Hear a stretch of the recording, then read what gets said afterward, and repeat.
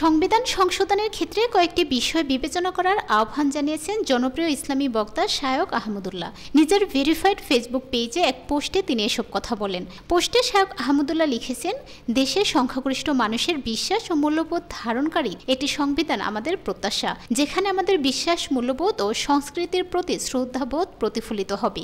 সংবিধান দেশের সংখ্যাগরিষ্ঠ মানুষের ধর্মীয় বিশ্বাস, মূল্যবোধ ও চেতনার পরিপন্থী কোনো ধারা, উপধারা সংযোজন করা যাবে না এবং থাকলে অপসারণ করতে হবে। তিনি আরও লিখেন, সংবিধানের শুরুতে আল্লাহর উপর আস্থা ও বিশ্বাস হবে প্রজাতন্ত্রের সকল কাজের ভিত্তি।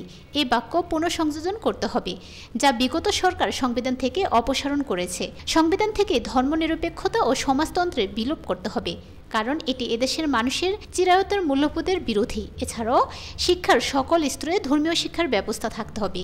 বিষয়টি সাংবিধানিকভাবে বাধ্যতামূলক করতে হবে। সংবিধান সংশোধন বিষয়ে সর্বস্তরের প্রতিনিধিদের অংশগ্রহণে অনুষ্ঠিতব্য এক আলোচনা সভায় তিনি আমন্ত্রণ পেয়েছেন বলে জানান। এছাড়াও তিনি দেশের বাইরে অবস্থান করায় ওই সভায় লিখিত প্রস্তাবনা সহ তার প্রতিনিধি উপস্থিত থাকবেন বলে জানান তার পোস্টে।